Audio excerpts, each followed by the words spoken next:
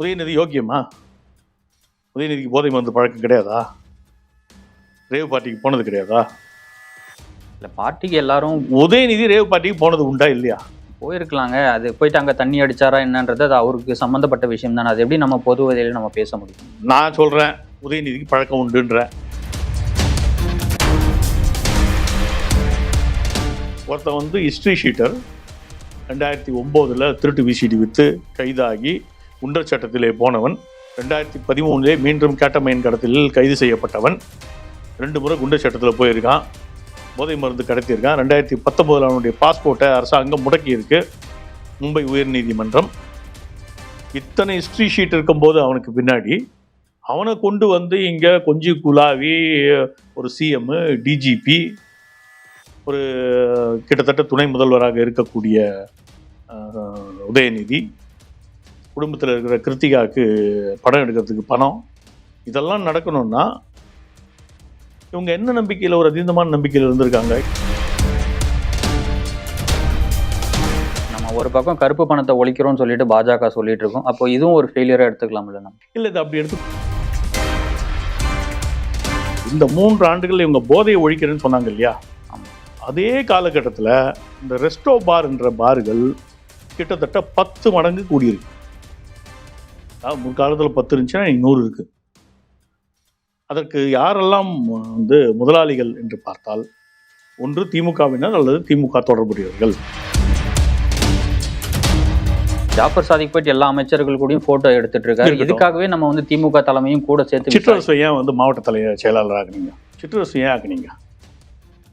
சிற்றரசுடைய நிறுவனத்திலிருந்து ஏன் வந்து இதே போதைப் பொருள் வெளியே போச்சு குரியரில்? இல்லை, அதுக்கான இன்வெஸ்டிகேஷன் போயிட்டு இருக்கு. அது இன்னும் போச்சுன்னு நான் சொல்கிறேன். இல்லைன்னு நீங்கள் சொல்லுங்கள் முடிஞ்சா. இதே போதைப் பொருட்கள் சிற்றரசுடைய குரியர் பார்சல் மூலமாக வெளியே போச்சா இல்லையா? போச்சேன்னு. உதயநிதிக்கு இதில் ஏன் சம்மந்தம் இருக்குன்னு நான் சொல்கிறேன் அப்படின்னா, அங்கே சிற்றரசுவை மல்லு கட்டி மாவட்ட செயலாளர் ஆக்கியது இந்த நபர். அவருடைய மனைவிக்கு ஒரு படத்துக்கு ஃபினான்ஸ் பண்ணுறதுனால ஃபினான்ஸ் பண்ணியிருக்காரு. அதனாலே அவங்க மனைவியும் இதில் தொடர்பு படுத்தி பேசுகிறேன். ஏன் பேசக்கூடாதுன்ற நான் உங்ககிட்ட காசே இல்லையா? மனைவிக்கு இந்த சம்பந்தம், இந்த விஷயம் இருந்திருக்கலாம். நான் கேட்குறேன், 30,000 கோடியை நீங்கள் 2 பேரும் இல்லை, உங்ககிட்ட இருந்து ஒரு பணம் எனக்கு வருதுனாக்கா அது எந்த வகையில் உங்ககிட்ட இருந்து வந்தது எனக்கு தெரியாது. இந்த போதை கடத்தல் சம்பந்தமா விசாரணைக்கு கூப்பிட்டா நான் ஆஜராக தயாரா இருக்கேன். கூப்பிடுவாங்க, ஆஜராகுப்பா, ஆஜராகு. இத்தனை வருஷமா நீ எப்படி இருந்த 4 படம் எடுத்துட்டு இவ்வளோ பெரிய வசதிகளோட நீ எப்படி இருக்கிறாய்ன்றதை கேட்பாங்க, சொல்லு.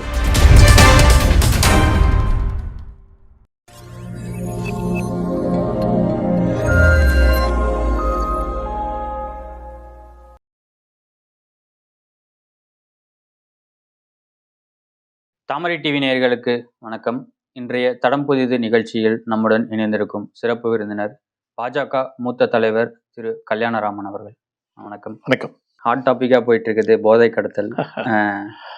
திமுகவை சேர்ந்த ஒரு உறுப்பினர் அயலக துணை அமைப்பாளராக இருக்கார். அவர் தான் இந்த போதை கடத்தலில் வந்து சம்மந்தப்பட்டிருக்காரு. இந்த விவகாரத்தில் மத்திய அரசு கண்காணிக்க தவறிருச்சா? அது ஒரு பக்கம் இருக்கட்டும். மத்திய அரசு கண்காணிக்க தவறியதான்றலாம் ஒரு பெரிய கேள்வி. ஏன்னா வெளிநாடுகள்லாம் ஒரு கடத்தி இருக்கு. இல்லை, அதை வரேன் நான். அதுக்குள்ள ஒரு காலத்தில் இந்த போஃபர்ஸ் ஊழல் வந்தப்போ கல்லி கல்லி மே ஷோர் ஹே, ராஜீவ் காந்தி சோர் ஹே அப்படின்னு ஒரு ஸ்லோகன் இருந்துச்சு.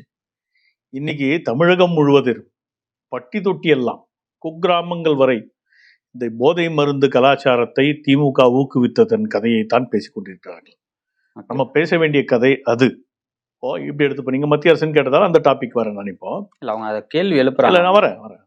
இப்போ ஒரு நிறுவனம் ஒரு கெமிக்கல் ஃபேக்டரி ஆரம்பிக்கணும்னு லைசன்ஸ் கேட்டால் ஆட்டோமேட்டிக்காக கொடுப்பாங்க. எந்த ஊராக இருந்தாலும் கொடுப்பாங்க. பொல்யூஷன் கண்ட்ரோல் போர்டில் ஒரு இது வாங்கணும்.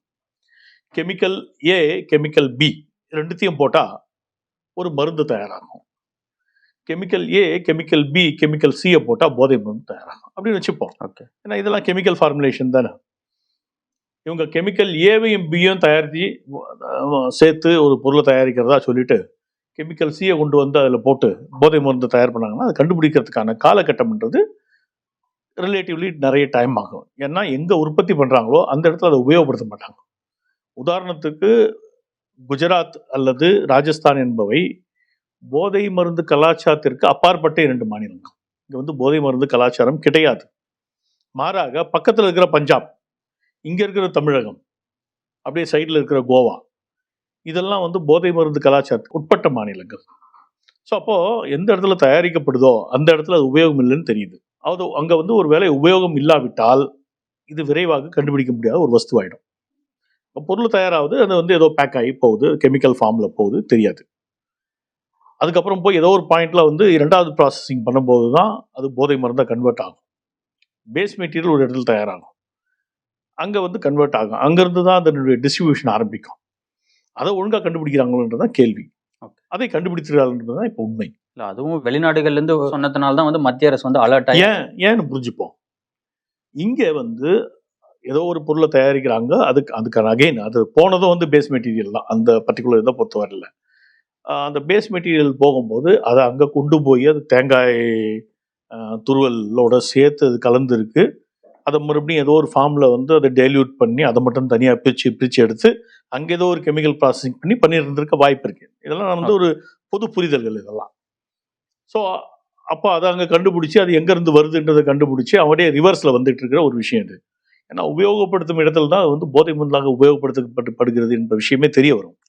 அதுவரை வந்து தேங்காய் துருவலா போகும்போது தேங்காய் துருவல் தான் தெரியும் கண்ணுக்கு, போதை மருந்து போகுதுன்னு யாருக்கும் தெரியாது, அரசாங்கத்துக்கே தெரியாது, வாய்ப்பும் இல்லை. பொதுவாக சொல்கிறேன், அங்கே போய் அதை கன்வெர்ட் ஆகி அங்கே போதை மருந்தாக உபயோகப்படுத்தப்படும் போது இது எங்கேருந்து வருதுன்னு பார்ப்பான். அப்படியே அந்த இன்வெஸ்டிகேஷன் ரிவர்ஸில் தான் வரும்.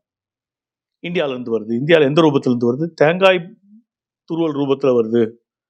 தேங்காய் துருவலை எவன்லாம் எக்ஸ்போர்ட் பண்ணலாம், இவன்லாம் எக்ஸ்போர்ட் பண்ணலாம், இந்த பாருங்க இவன்லாம் எக்ஸ்போர்ட் பண்ணுறான், இதில் இந்த மாதிரி வருது கண்டுபிடிங்க அப்படின்னு அங்கேருந்து தான் வர முடியும். இது லாஜிக்கல். அது மேலே அரசாங்கம் நடவடிக்கை எடுக்கிறதா என்பதுதான் கேள்வி. நடவடிக்கை எடுத்திருக்கிறதுன்றதை நம்ம கண்கூடாக பார்த்துட்டோம். அதனால் மத்திய அரசுடைய பொறுப்புணர்வு, கடமை உணர்வு தெளிவாக இருக்கிறதுன்னு புரிஞ்சுப்போம். மாநில அரசுக்கு வருவோம். கடந்த 3 ஆண்டுகளில் தமிழகத்திலே ஒரு பெரிய கேம்பெயின் போதை மருந்துக்கு எதிராக ஒரு பெரும் அரசு அந்த கேம்பெயின் எல்லாம் முன்னெடுத்திருக்காங்க. ஒரு பெரிய கேம்பெயினை முன்னெடுத்திருக்காங்க. உண்மையாவே மனசுக்குள்ள நான் வந்து ரொம்ப சந்தோஷப்பட்டேன். இந்த திருட்டு திராவிட அரசுக்கு வந்து ஏதோ ஒரு விஷயத்துல உருப்படியா பண்றானு, நல்ல விஷயம் பண்ணிட்டு போறான் அப்படின்னு நினைச்சிட்டு இருந்தேன். இத்தனை வருஷமா நினைச்சிட்டேன்.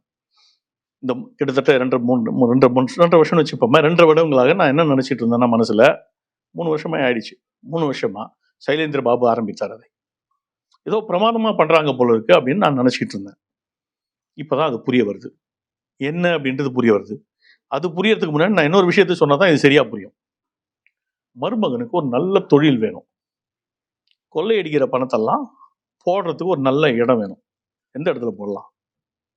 ரியல் எஸ்டேட்ல போடலாம். சரி, ரியல் எஸ்டேட்ல வந்து மருமகனுக்கு யாருமே போட்டி இல்லாம பார்த்துக்கிட்டா மருமகன் சக்சஸ்ஃபுல் ஆயிடுவாரா? அப்போ மருமகனுடைய பினாமி நிறுவனத்துக்கு போட்டியே இல்லாமல் பார்த்துக்கணும்.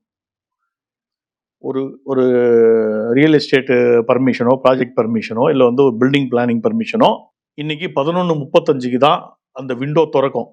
சிஎம்டி அப்ரூவல் விண்டோ 11:45 மூடிடுவோம் அப்படின்னு G2 நிறுவனத்துக்கு மட்டும் தகவல் தெரிந்திருந்தால் G2 மட்டும்தான் அந்த நேரத்துக்கு அப்ளை பண்ண முடியும். மற்றவெல்லாம் 10 மணிக்கு போட்டு காத்துக்கிட்டு இருப்பான், ஒண்ணுமே நடக்காது. 120 நாள் காத்திருந்த கம்பெனி எல்லாம் உண்டு. 100 நிமிஷத்துல முடிச்சுட்டு போன G2 உண்டு.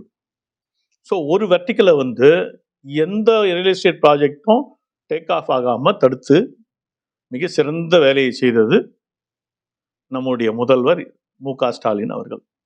அதையும் நம்ம போதை மருந்து எப்படி வராம இருப்பேனா? வருவேன். ஸோ ரியல் எஸ்டேட் நிறுவனம் எதுவும் செயல்பட முடியாது. போதை பொருள் வியாபார நிறுவனங்கள் எதுவும் செயல்படாமல் தடுத்து அவர்களை ஒழித்து கட்டிய பிறகு போதை மருந்து கலாச்சாரத்தை உருவாக்கி இருக்க முடியுமா? மகனுக்கு முடியுமா? முடியாதா? உதயநிதியில ஈடுபட்டிருக்கான்னு சொல்றீங்களா? நிச்சயமாக. உதயநிதி யோக்கியமா? உதயநிதிக்கு போதை மருந்து பழக்கம் கிடையாதா? ரேவ் பார்ட்டிக்கு போனது கிடையாதா? இல்ல, பார்ட்டிக்கு எல்லாரும் உதயநிதி ரேவ் பார்ட்டிக்கு போனது உண்டா இல்லையா? போயிருக்கலாங்க. அது போயிட்டு அங்க தண்ணி அடிச்சாரா என்னன்றது அது அவருக்கு சம்பந்தப்பட்ட விஷயம் தானே. அது எப்படி நம்ம பொது வகையில நம்ம பேச முடியும்? நான் சொல்றேன், உதயநிதிக்கு பழக்கம் உண்டுன்ற. போதை மருந்துக்கு அடிமையானவர்கள் அனைவருமே இது தாராளமா புழக்கத்தில் இருந்தால் நன்றாக இருக்கும் என்று விரும்புவார்கள் என்ற இதே காலகட்டத்திலே சைலேந்திர பாபுடைய முயற்சியிலே போதை மருந்து ஒழிப்பு, கஞ்சா அது இதுன்னு என்னெல்லாம் இருக்கு எல்லாத்தையும் ஒழிக்கிறோம் அப்படின்னு கேம்பெயின் பண்ணாங்கன்னு நான் சொல்றேன். இது குற்றச்சாட்டு. இந்த செயலை செய்துவிட்டு இந்த பக்கம் சாதிக்க வளர்த்து விட்டாங்கன்ற. அந்த சாதிக்கை வளர்த்து விடும்போது பிடிஆர் பழனிவேல் தியாகராஜன் சொன்ன 30,000 கோடி பணம் கொள்ளையடிச்சாங்கன்னு சொல்றாரு இல்லையா, ஆமா. அந்த பணத்தை இதுல இன்வெஸ்ட் பண்ணாங்கன்ற. இந்த போதை மருந்து நிச்சயமாக. இல்லாட்டா உனக்கு ஒருத்தன் வந்து ஹிஸ்டரி ஷீட்டர் 2009 திருட்டு விசிடி வித்து கைதாகி குண்டர் சட்டத்திலே போனவன், 2013 மீண்டும் கேட்டமைன் கடத்தலில் கைது செய்யப்பட்டவன், 2 முறை குண்டர் சட்டத்தில் போயிருக்கான், போதை மருந்து கடத்தியிருக்கான். 2019 அவனுடைய பாஸ்போர்ட்டை அரசாங்கம் முடக்கி இருக்கு மும்பை உயர்நீதிமன்றம். இத்தனை ஹிஸ்டரி ஷீட் இருக்கும்போது அவனுக்கு பின்னாடி அவனை கொண்டு வந்து இங்க கொஞ்சி குலாவி ஒரு சிஎம், டிஜிபி, ஒரு கிட்டத்தட்ட துணை முதல்வராக இருக்கக்கூடிய உதயநிதி, குடும்பத்தில் இருக்கிற கிருத்திகாவுக்கு படம் எடுக்கிறதுக்கு பணம், இதெல்லாம் நடக்கணும்னா இவங்க என்ன நம்பிக்கையில, ஒரு அதீதமான நம்பிக்கையில இருந்திருக்காங்க, இதெல்லாம் வெளியே தெரியாது. பின்னாடி இவ்வளோ கிரைம் ப்ரொஃபைல் இருக்குன்னு நீங்க சொல்றீங்க. ஆளும் தமிழக அரசு அது உளவுத்துறை மூலமா கண்காணிச்சிருக்கலாம். ஏன் கேட்கலன்னு தான் கேள்வி. இப்போ ஒரு டிஜிபி கிட்ட இப்போ நான் போனேன், கல்யாணராமன் ஒரு பொலிட்டிக்கல் ஆக்டிவிஸ்ட், நான் போனேன்னா கூட 1000 கேள்வி கேட்பான். நீங்க எதுக்காக வர்றீங்க, எதுக்காக பார்க்கணும் அப்படின்னு 100 கேள்வி கேட்டு தான் என்னை வந்து பக்கத்துலேயே அனுமதிப்பாங்க. அப்போ ஒரு சீரியஸ் கிரைம்ஸ், உலகம் தழுவிய குற்றச்செயல்களை செய்த ஒரு நபரை எப்படி இவ்வளவு எளிதாக அனுமதித்தார்கள்ன்றது தான் கேள்வி. இன்னைக்கு தான் இங்கே ஒரு தகவல் சொன்னாங்க, அரை மணி நேரத்தில் வந்து இப்போ 1000 ப்ளூ லேபிள் 40,000 ரூபாய் ஒரு பாட்டில், 1000 பாட்டில் ஒரு அரை மணி நேரத்துக்குள்ளே கொண்டு வந்து இறங்கினாலாம் சாதிக்கு, இந்த உலக தமிழர் அந்த நிகழ்ச்சியில். அது முடிஞ்ச உடனே இன்னொரு நிகழ்ச்சி வந்து மாநாடு நடக்குது, அயலக தமிழர்கள் மாநாட்டில்.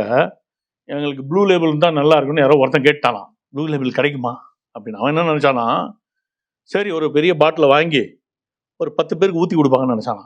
என்ன இப்படி கேட்குறீங்க, ஆளுக்கு ஒரு பாட்டில் பிடி அப்படின்னு கொண்டு வந்து அரை மணி நேரத்தில் உங்களுக்கு வருதுன்னு சொன்னாங்கன்னா அரை மணி நேரத்தில் வந்து இறங்குதான். இவனுக்கு என்ன கண்ட்ரோல் இருக்கும்? இந்த சத்தமே இருந்தால் அந்த மாநாடு நடந்து முடிஞ்சிருக்கு. உதயநிதியும் அதில் பங்கேற்று இருந்தார். உதயநிதி பங்கேற்று இருக்கிறார், அமைச்சர் மஸ்தான், இப்படி வரிசையா பெரிய பெரிய தலைகள். அவன் நினைச்ச நேரத்தில் நினைச்ச இடத்துல நினைச்ச பணத்தை கொடுக்குற அளவுக்கு அவனுக்கு வசதிகள். எங்கேருந்து பணம் வந்துச்சுன்னு தெரியாதா? இப்போ நான் பாக்கெட்டில் கையை விட்டு ஒரு 2 கோடி ரூபாய் எடுத்து போட்டேன்னா உங்களுக்கு முதல் கேள்வி என்னவா இருக்கும்?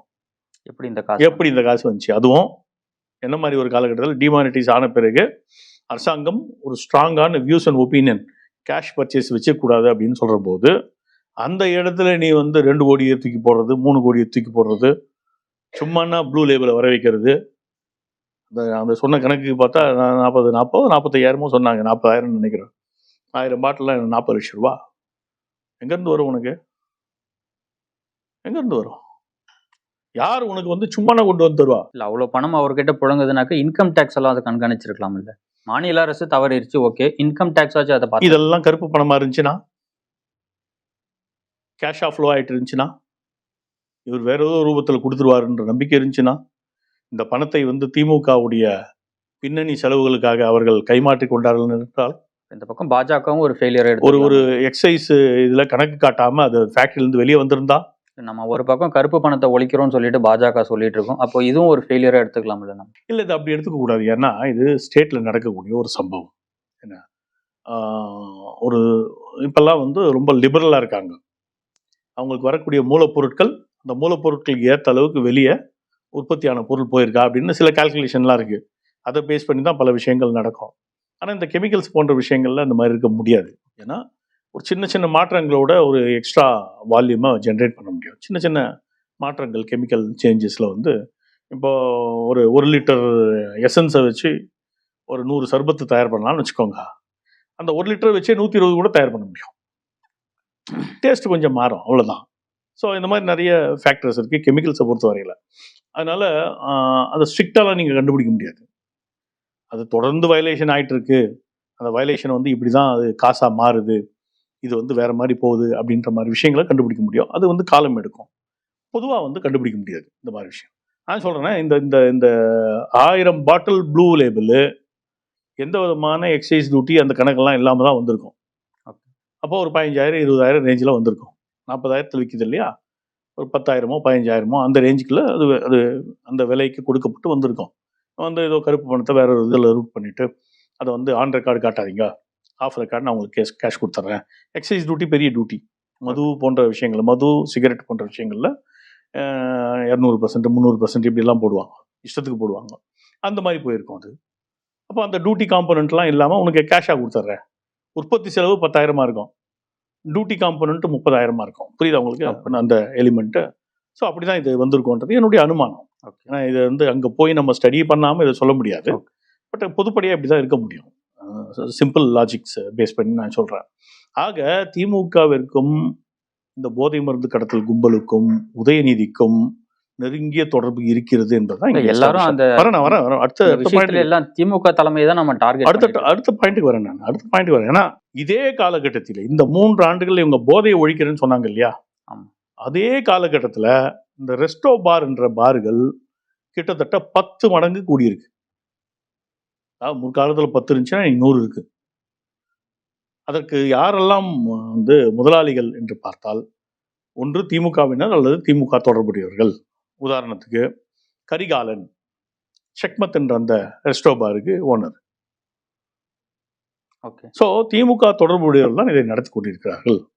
அங்க கொழுத்த பணம் கைமாறி கொண்டிருக்கிறது. நீங்க இந்த நல்ல பணக்கார வீட்டு பிள்ளைகள்லாம் பார்த்தீங்கன்னா, ஒழுக்கமாக வளர்க்காம போனால் இந்த மாதிரி போதை போன்ற விஷயங்களுக்கு அடிமையாயிடும் ரொம்ப ஈஸியாக. இஷ்டத்துக்கு தலையை விரிச்சு போட்டுக்கிட்டு, சட்டை பேண்ட்டெல்லாம் கீழ்ச்சிக்கிட்டு, அதெல்லாம் ஸ்டைலுன்னு சொல்லிக்கிட்டு, அந்த மாதிரி ஏதாவது ஒன்று வாயில் வச்சுக்கிட்டு, இல்லை உள்ளுக்கு இறக்கிட்டு பண்ணக்கூடிய அந்த மனோபாவம் இயல்பாகவே இருக்கும். ஒழுக்கமாக வளர்ந்தா தானே. ஒழுக்கம் இல்லாமல் போனால் இப்படியெல்லாம் இருக்கும். அந்த மெத்துன்ற அந்த இதை பற்றி ஏதோ சொன்னாங்க, ஸ்டாம்ப்னு ஏதோ ஒன்று விற்கிறாங்க. கால்வாசி ஸ்டாம்ப் சைஸில் இருக்கிறது வந்து 7,000 ரூபா அப்படின்றாங்க. அதுலேருந்து ஒரே ஒரு ட்ராப்பு தான் அது பின்னாடி இருக்கும் அப்படின்றாங்க. ஒரு ட்ராப்புன்னா எப்படியும் ஒரு 10,000 ட்ராப்பு 1 லிட்டரில் இருக்கும். 1 லிட்டரில் 10,000 ட்ராப்பாவது இருக்கும். நீங்கள் டைம்ஸ் போடுங்க, 7 கோடி ரூபா அதனுடைய வேல்யூ. 1 லிட்டருடைய வேல்யூ அது என்ன இதுவோ அதனுடைய ஒரு வேல்யூ வந்து ரீட்டைல் மார்க்கெட்டில் 7 கோடி ரூபா. ஹோல்சேல் மார்க்கெட்டில் 1 கோடின்னு வைப்போம் ஒரு வாதத்துக்காக. தயார் பண்ணும்போது 10 லட்சமோ 20 லட்சமோ இருக்கலாம். அப்போது இதனுடைய கன்வர்ஷன் ரேஷியோ பாருங்க. இதுக்காக நாயா பேரையா அலையிற குரூப்பு எந்த விலை கொடுத்து வேண்டாலும் வாங்குவதற்கு தயாராக இருக்கும். இப்போ நான் தான் போதைக்கு அடிமைன்னு வச்சுப்போம் ஒரு வாதத்துக்காக. எந்த விலை கொடுத்து வேண்டுமானால் நான் வாங்க வேண்டும் என்றால் அதற்கான உரிய வருமானம் எனக்கு இல்லை என்றால் நான் என்ன பண்ணுவேன்? வீட்டில் இருக்க அடமானம், வீட்டில் இருக்கிற பொருட்களை திருடி பண்ணுவேன். இல்லாட்டா யார் வீட்டில் இருக்கவங்களை மிரட்டி உருட்டி அதை வித்துட்டு இது பண்ணுவேன். சரி, வீட்லேயும் அதுக்கான ரீசோர்ஸஸ் இல்லை, ஆனால் நான் அடிமை ஆகிட்டேன். அடுத்து என்ன பண்ணுவேன்? திருடுறதுக்கான வழி. திருடுவேன், கிரைம் பண்ணுவேன், கொலை பண்ணுவேன், கொள்ளை அடிப்பேன், ஏமாத்துவேன். ஊரில் இருக்கவனெல்லாம் ஏமாற்றி ஏதாவது சீட்டிங் பண்ணி பண்ணுவேன். கிரைமுக்கு இது எப்படி வழிவகுக்குதுன்னு தெரியுதா? ஸோ இதெல்லாம் ஒன்றோடு ஒன்று கிரைமு, போதை மருந்து, அரசு நிர்வாகம் எல்லாம் ஒன்றோடு ஒன்று பிணைந்திருக்கும் ஒரு கால சூழ்நிலை நாம் பார்க்கிறோம். எந்த ஒரு சமுதாயத்தில் ஒழுக்கமற்ற தன்மை ஆகிறதோ அந்த சமுதாயம் இந்த காலத்திலும் உருப்படாது. உலகத்தின் மூத்த குடியான தமிழ் குடிக்கு இன்று நடைபெற்று கொண்டிருக்கும் சம்பவங்கள் பெருத்த அவமானம், படு கேவலமான ஒரு விஷயம். இந்த படு கேவலமான விஷயத்தை செய்பவர்கள் யார் என்றால், தமிழை காப்பாற்றுகிறோம், தமிழனுடைய மேன்மையை காப்பாற்றுகிறோம், பெருமையை காப்பாற்றுகிறோம் என்று தொடர்ந்து கூவிக்கொண்டு தமிழர்களை நாசமாக்கிய நாசகார சக்திகளாகிய திராவிட முன்னேற்ற கழகம் தான். இந்த ரெஸ்டோ பார்களுடைய பெருக்கம் என்பது எப்படி G2க்காக மற்ற நிறுவனங்களை காலாவதியாக செய்துவிட்டு கிட்டத்தட்ட உருவாக்கப்பட்டதோ அதுபோல உதயநிதிக்கு சாதகமான சூழ்நிலையை, போதை மருந்து கலாச்சாரத்தை உருவாக்குவதற்காக ஒரு வாய்ப்பு உருவாக்கப்பட்டிருக்கிறது. இதுதான் அங்கே நான் வைக்கிற பெரும் குற்றச்சாட்டு. இதுல வந்து காவல்துறை இன்வால்வ் ஆயிருக்கு. இல்லை, இப்படி நம்ம போற போக்குல ஒரு குற்றச்சாட்டு ஒரு அமைச்சர் மீது வைக்கணும்னா ஏன் வைக்கக்கூடாது? இல்ல, நீ பதில் சொல்லு. ஜாஃபர் சாதிக் போயிட்டு எல்லா அமைச்சர்கள் கூடயும் போட்டோ எடுத்துட்டு இருக்காரு. இதுக்காகவே நம்ம வந்து திமுக தலைமையும் கூட சேர்த்து சிற்றரசு ஏன் வந்து மாவட்ட செயலாளர் ஆக்குனீங்க? சிற்றரசு ஏன் ஆக்குனீங்க? சிற்றரசுடைய நிறுவனத்திலிருந்து ஏன் வந்து இதே போதைப் பொருள் வெளியே போச்சு குரியர்ல? இல்ல, அதுக்கான இன்வெஸ்டிகேஷன் போயிட்டு இருக்கு. அது போச்சேன்னு நான் சொல்றேன். இல்லைன்னு நீங்க சொல்லுங்க முடிஞ்சா. இதே போதைப் பொருட்கள் சிற்றரசுடைய குரியர் பார்சல் மூலமா வெளியே போச்சா இல்லையா? போச்சேன்ற நான். ஏன் சிற்றரசு இருக்காப்லையா? அப்ஸ்காண்டிங்கா இருக்காப்லையா? சொல்லுங்க. இல்ல. எங்க? ஏன் அப்ஸ்காண்ட் ஆகணும்? ஏன் ஜாஃபர் அப்ஸ்காண்ட் ஆகணும்? மஸ்தானுக்கு என்ன தொடர்பு? ஏன் ஓடணும்? முதல்ல ஒரு குரியர் கம்பெனி, நான் குரியர் கம்பெனி தான் நான் நடத்துகிறேன் சொல்லிட்டு போகலாமே. எனக்கு அதுக்கு சம்மந்தம் இல்லைன்னு சொல்லிட்டு போகலாமே.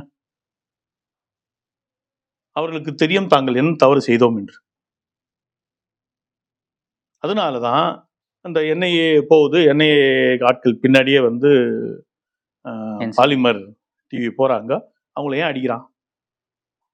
அவனுக்கு பயம் இருக்கு, தன்னை பற்றி உண்மை வெளியே வந்துருமோன்னு. அந்த சூழ்நிலையில் எதையாவது ஒன்று பாட்டி மிரட்டி அனுப்பிடலாம், வேற எவனும் வரல. பாலிமர் ஒன்று தான் திமுகவிற்கு அடங்காத ஒரே நியூஸ் சேனல். மற்ற எல்லா நியூஸ் சேனலும் ஏதோ ஒரு ரூபத்தில் கட்டுப்பாட்டில் வச்சிருக்காங்க. ஸோ இது கட்டுப்படுத்தும் முயற்சி, காயப்படுத்தும் முயற்சி, மிரட்டும் முயற்சி. ஸோ உதயநிதிக்கு இதில் ஏன் சம்பந்தம் இருக்குன்னு நான் சொல்கிறேன் அப்படின்னா, அங்கே சிற்றரசுவை மல்லு கட்டி மாவட்ட செயலாளர் ஆக்கியது இந்த நபர். அவருடைய மனைவிக்கு ஒரு படத்துக்கு ஃபினான்ஸ் பண்றதுனால ஃபினான்ஸ் பண்ணியிருக்காரு. அதனாலே அவங்க மனைவியும் இதுல தொடர்பு படுத்தி பேசுறாங்க. ஏன் பேசக்கூடாதுன்ற நான் உங்ககிட்ட காசே இல்லையா? மனைவிக்கு இந்த சம்பந்தம், இந்த விஷயம் தெரியாம கூட இருந்திருக்கலாம். நான் கேட்கிறேன், 30,000 கோடியை நீங்க 2 பேரும் இல்ல, உங்ககிட்ட இருந்து ஒரு பணம் எனக்கு வருதுனாக்கா அது எந்த வகையில உங்ககிட்ட இருந்து வந்தது எனக்கு தெரியாது. இல்ல இப்ப நான் வந்து 2 கேள்வி இதுல வருது. முதல் கேள்வி, உங்ககிட்ட பணம் இல்லாமையா நீ வந்து உன்னுடைய மனைவி எடுக்கும் படத்திற்கு ஜாஃபர் சாதிக்கை ஃபண்ட் பண்ண வச்ச? இது முதல் கேள்வி. இரண்டாவது கேள்வி, 15,000 கோடிகள், அதாவது மருமகனும் மகனுமாக 30,000 கோடிகளை கொள்ளையடித்தார்கள்னு நான் சொல்லலை, பிடிஆர் பழனிவேல் தியாகராஜன் சொல்றாரு. எவங்கிட்ட இருந்தோ பணம் வாங்கினதா கணக்கு காட்டிட்டு இன்னும் தேவையான பணத்தை அதில் நீ வந்து உன்னுடைய பிளாக் மணிலேருந்து பம்ப் பண்ணிட்டு செலவு கணக்கு காட்டிட்டு வரவு வந்தது என்று அது ஒரு 100 நாள் ஓட்டிட்டு, ஏதோ ஒரு படத்தை எடுத்து ஒரு 100 நாள் ஓட்டிட்டு இது மூலமாக எங்களுக்கு பணம் வந்துச்சுன்னு வீட்டில் வச்சுக்க முடியுமா இல்லையா? அது சம்பந்தப்பட்ட பிடிஆரோடைய ஆடியோ வெளியே வந்தது எல்லாரும் நம்ம கேட்டதுதான். அது சம்பந்தமா நம்ம உச்ச நீதிமன்றத்துக்கும் அந்த ஆடியோ சம்பந்தமா விசாரணை பண்ணணும் அப்படின்னு சொன்னாங்க. இதுல உண்மைத்தன்மை இருக்கிற மாதிரி தெரியலும் உச்ச நீதிமன்றமே அந்த கேஸை வந்து தள்ளுபடியும் பண்ணியிருக்காங்க. உச்ச நீதிமன்றம் வந்து they will go by specific facts. என்ன அனுமானங்களின் அடிப்படையில் இவங்களா தான் மகனும் மருமகனும்ன்ற வார்த்தைக்கு வந்து என்ன வேணாலும் மீனிங் வரலாம் அப்படின்னு தான் உச்ச நீதிமன்றம் தள்ளுபடி பண்ணும். உச்ச நீதிமன்றம் என்ன? உச்ச நீதிமன்றம் மக்கள் மன்றம் பெரியதா, உச்ச நீதிமன்றம் பெரியதா? சொல்லுங்க. மக்கள் மன்றத்தில் நான் இந்த குற்றச்சாட்டை வைக்கிறேன். இது மக்கள் மன்றத்திற்கான குற்றச்சாட்டு. நீங்க ஏன் வந்து உச்ச நீதிமன்றத்துக்கு போறீங்க? உச்ச நீதிமன்றம்னு அவ்வளவு பெருசு இல்லை, மக்கள் மன்றத்தை விட பெருசு இல்லை. என்ன மக்கள் மன்றத்திலே இந்த குற்றச்சாட்டை வைக்கிறேன் நான். இது போன்ற பணப்பரிமாற்றம் நடந்திருக்கிறது. ஏன்னா ஆன் ரெக்கார்டு இவங்க கணக்கு காட்டுறதுக்கு எங்க இருந்தாவது பணம் வரணும். ஒரு 3 கோடி ரூபாய் நீ கொடுப்பா, அந்த 3 கோடி ரூபாய் வச்சு படம் எடுத்துனாங்க. ஆனால் உண்மை என்ன? 25 கோடி 30 கோடி செலவு பண்ணியிருக்கோம். இப்போ அந்த 3 கோடி 300 கோடியாக திரும்ப வந்ததா கணக்கு காட்ட முடியும். ஒயிட் உண்மையில் இப்போ என்னாச்சு, இந்த கடனை வந்து நான் திரும்ப கொடுத்துருவேன். இது இந்த 3 கோடி ரூபா ஆன் ரெக்கார்டு வந்த பணம் இருக்கு இல்லையா, அதை வந்து 300 கோடி உள்ளே வந்ததா சொல்லி அதில் 3 கோடி ரூபாய் அவனுக்கு திரும்ப கொடுத்துருவேன். நான் உண்மையாக எவ்வளோ இன்வெஸ்ட் பண்ணேன்? 25 30 இன்வெஸ்ட் பண்ணேன். என் பிளாக் மணி எடுத்து அதில் போட்டேன். ஸோ திரும்ப வந்து 300 கோடி வந்துச்சு இல்லையா? இந்த 25 கோடி போனது வந்து பிளாக் மணி ஒயிட்டாக கன்வெர்ட் ஆயிடுச்சு. வந்ததா கணக்கு காட்டுற இன்னொரு 275 கோடிகள் ஒயிட் மணியாக கன்வெர்ட் ஆயிடுச்சு. It makes sense. இது வந்து இந்த 2 துறையிலுமே, மருமகன் துறையும் மகன் துறையும், ரியல் எஸ்டேட்டும் போதையும், ரெண்டுமே கணக்கு மேனிப்புலேட் பண்ணுறதுக்கு இருக்கக்கூடிய 2 ஸ்ட்ராங்கான தொழில்கள். அதிகமான பணம் புரளும் 2 தொழில்கள். ரியல் எஸ்டேட்டுக்கு வருவோம் நம்ம. இந்த சம்பவத்தில் அமீர் எப்படி உள்ள வர்றாரு? நல்ல கேள்வி, அருமையான கேள்வி. அமீர் யார் என்பதை முதல்ல நம்ம புரிஞ்சுக்கணும். நான் ஏற்கனவே என்னுடைய ட்வீட்டில் சொல்லியிருக்கேன்.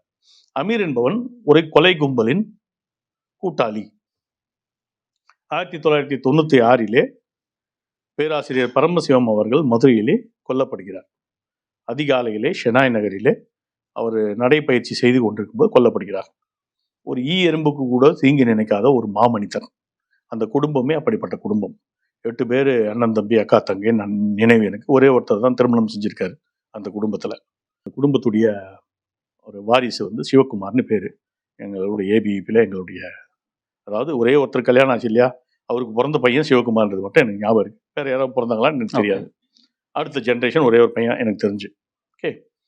மற்ற அத்தனை பேரும் நல்ல வசதி படைத்தவர்கள், நல்ல சம்பாதிப்பவர்கள், 2-3 பேர் அதில் ப்ரொஃபஸர்ஸு, மற்றவங்களாம் பேங்க்கு அது இதுன்னு நல்ல பொசிஷனில் இருக்கவங்க. எல்லாருமே தங்க சம்பாதிக்கிற அத்தனை பணத்தையும் ஏழை பாழைகளுக்கு செலவு பண்ணுவாங்க. சாயந்தரமான வீட்டில் டியூஷன் நடக்கும், யார் வேணாலும் அந்த வீட்டுக்கு சென்று வரலாம், உணவு தரப்படும். இதெல்லாம் நான் 84-85 காலகட்டத்திலேயே அனுபவித்தவன். என்னுடைய 18-19 வயசுலேயே அவங்க வீட்டுக்கு சென்று அனுபவித்தவன்ற விதத்தில் சொல்கிறேன் நான். 96 மார்ச்லேயே அவர் கொல்லப்படுகிறார். அதுக்கடுத்து 2 மாதத்தில் திமுக அரசாங்கம் வந்துடுது. இப்போ அந்த அவர் கொல்லப்படும் போது 2 பேரோ 3 பேரோ போய் அவரை வெட்டுறதா அந்த சார்ஜ் ஷீட் சொல்லுது. எனக்கு இப்போ சரியா ரீகால் ஆகலை. அந்த போய் வெட்டின உடனே ஒரு கும்பல் கூட இல்லையா, அந்த கும்பலில் போய் ஒருத்தன் எட்டி பார்க்குறான், செத்து போயிட்டாரு அப்படின்னு வெட்டிட்டு போனவங்களுக்கு கன்ஃபார்ம் பண்ணுறான்.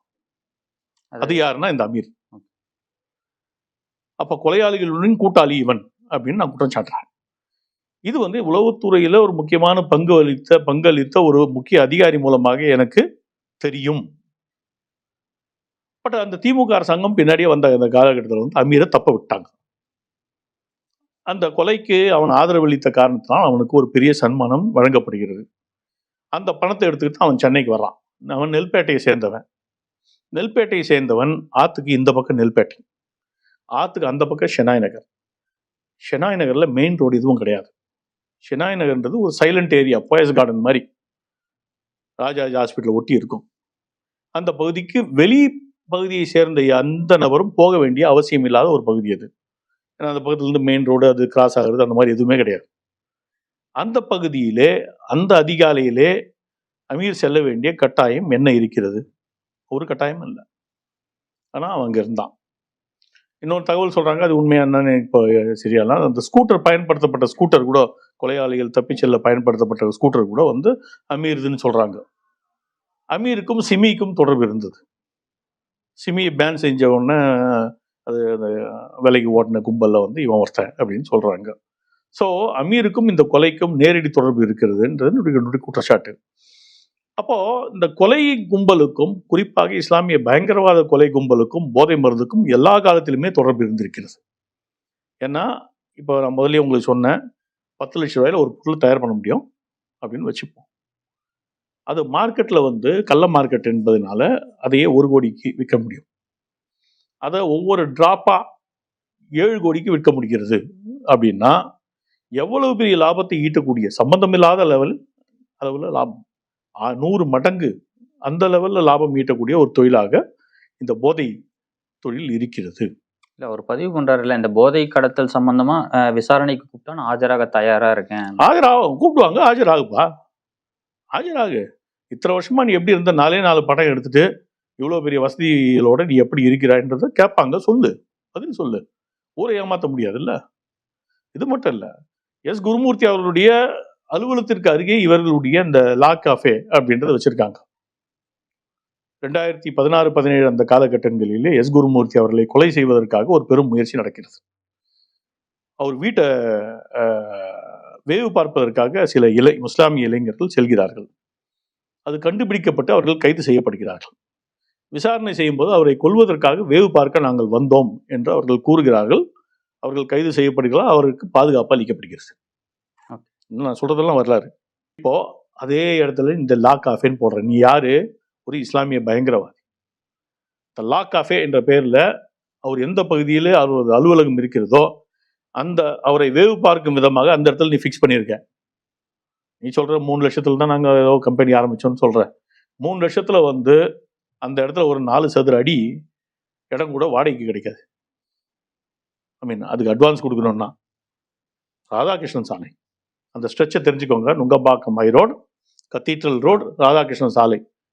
சென்னையிலேயே பிரைம் ப்ராப்பர்ட்டி மவுண்ட் ரோடு கிடையாது. இந்த ஸ்ட்ரெச் தான் ராதாகிருஷ்ணன் சாலை, கதீட்ரல் சாலை, நுங்கம்பாக்கம் ஹை ரோடு, தாஜ் கோரமண்டல் இருக்குல்ல, சென்னையிலேயே பிரைம் ப்ராப்பர்ட்டி அதுதான்.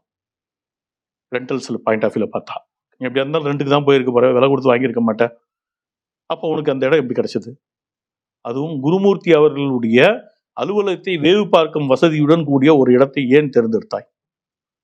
எதேச்சியா நடந்த சம்பவமா நான் நினைக்கல. குருமூர்த்தி அவர்களை டார்கெட் செய்து போடப்பட்ட ஒரு சதி திட்டமாக நான் பார்க்கிறேன்.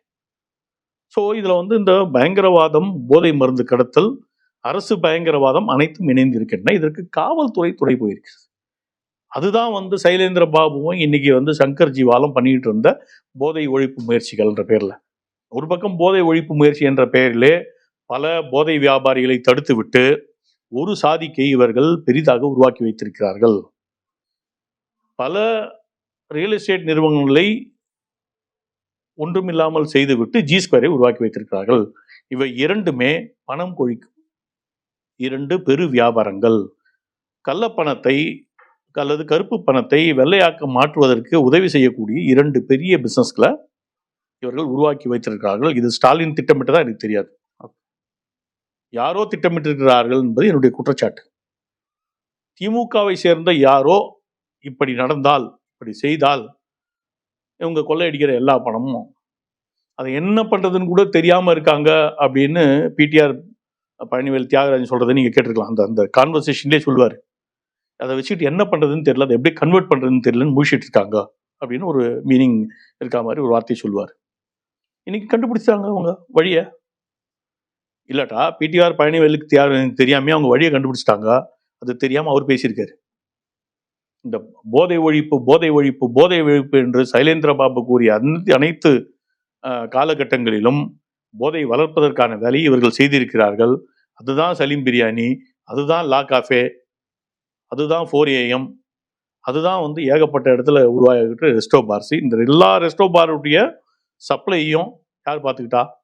சாதி. அது ஊர் இருந்த ரகசியம் என்று. அவனுக்கு ஃப்ரீ ஆக்சஸ் கொடுத்தது யாரு? தமிழக அரசாங்கம். தமிழக அரசும் காவல்துறையும். காவல்துறையா விட்டுறீங்க? ஏன்? டிஜிபியோட போட்டோ, அவன் 10 லட்சம் ரூபாய்க்கு சிசிடிவி கேமரா ஃப்ரீயா கொடுத்தானா, அதனால போட்டோ எடுத்துக்கிட்டாங்களாம். என்ன கதை சொல்றீங்களா? கதையா சொல்றீங்க?